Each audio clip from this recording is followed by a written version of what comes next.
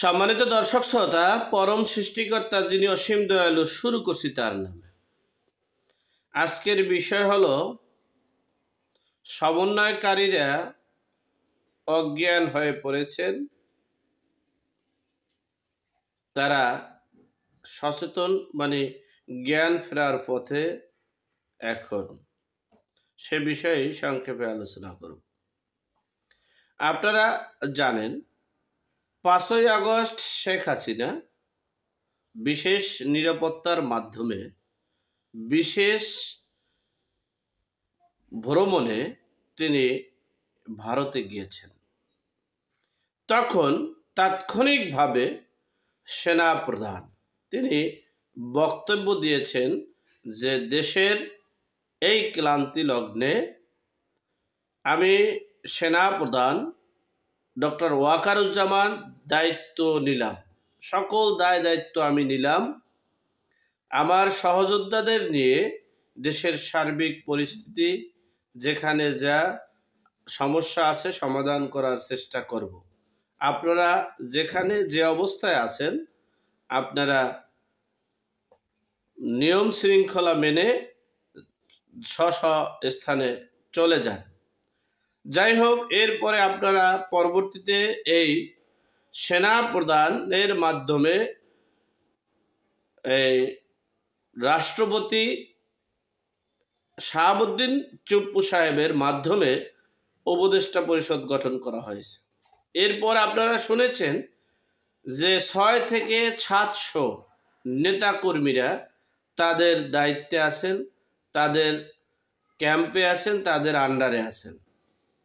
কিন্তু সেই 6 থেকে 700 যে নেতাকর্মীরা আছেন তাদের তালিকা আমরা পাইনি, আমরা দেখতেও পারিনি।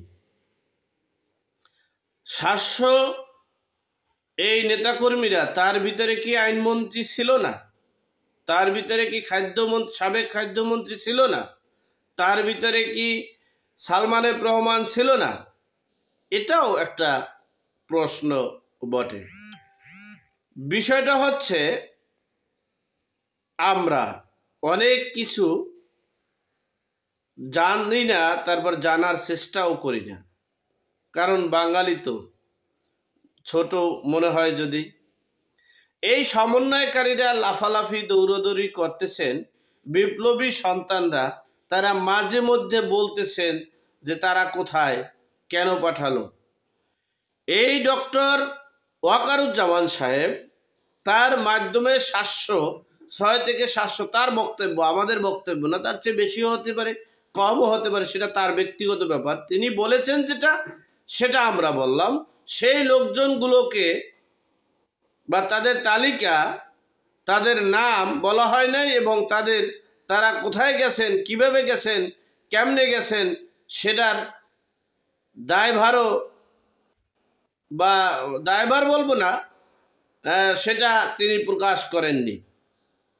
তাহলে এই যে সমন্বয়কারীরা লাফালাফি করছেন, ডক্টর মোহাম্মদ ইউনূস লাফালাফি করছে, বুঝতে হবে যে দেশের চক্র, দেশের অভ্যন্তরীণ এবং বাহিরের বিষয়টা না বুঝে যদি আমরা হুটহাট লাফাই, আমরা কলকাতা দখল করে ফেলব, আমরা ইন্ডিয়া দখল করে ফেলব, প্রয়োজনে আমরা আরো যুক্তরাষ্ট্র দখল করে ফেলব।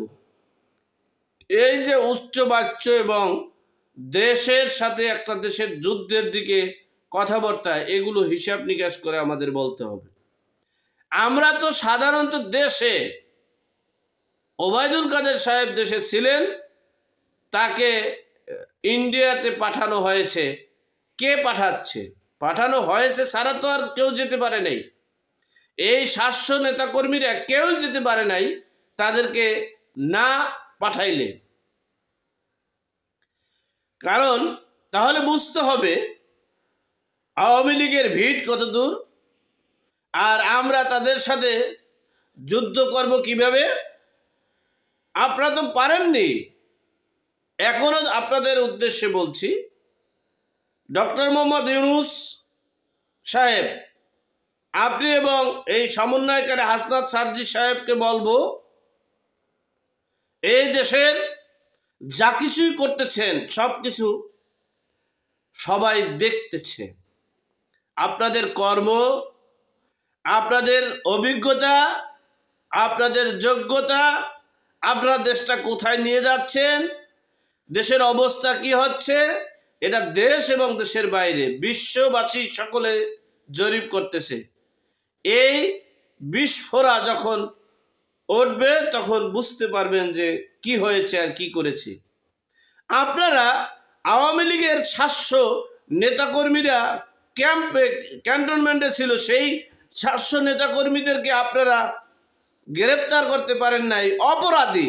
তাও আপনারা মনে হয় 700-এর ভিতরে 100ই আছে হত্যা মামলার অপরাধী, মানে হত্যা মামলার আসামি, অপরাধী না, তাদেরকে আপনারা গ্রেপ্তার করতে পারেননি। তাহলে মনে রাখতে হবে এই দেশের বাবা মা হচ্ছে রাষ্ট্রপতি আর সেনাপ্রধান, এখন বর্তমানে শেখ হাসিনার অবর্তমানে। তো সেই তারা আপনাদের খেলনা দেখতেছে শুধু, আর কিছুই না। আপনারা কিভাবে হাড়ি পাতিল দিয়ে খেলতে পারেন সেই খেলনাগুলো তারা দেখতেছে এবং লক্ষ্য করতেছে।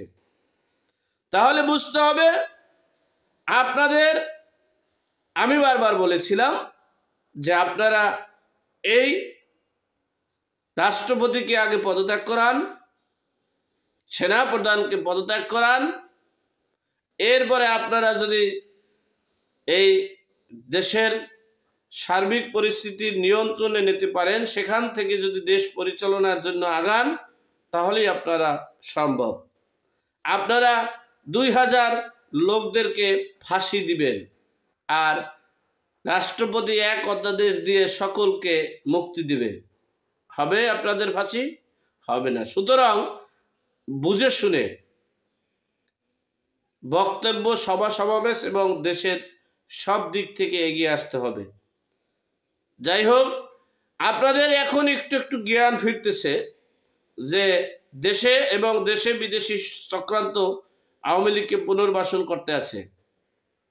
কেন দেশে বিদেশি চক্রান্ত বাদ দেন, 700 নেতাকর্মী 600 নেতাকর্মী কোথায়, সেই একটা প্রশ্নের জবাব বের করেন, তাহলেই দেখবেন আপনাদের পায়ের নিচে কতটুকু মাটি আছে।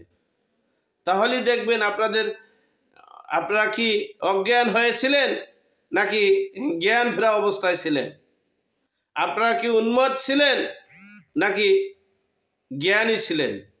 যাই হোক, আমরা আপনাদের শুভ কামনা করি। আপনারা তরুণ প্রজন্মের তরুণ হাতিয়ার, গর্জে উঠুক আর একবার।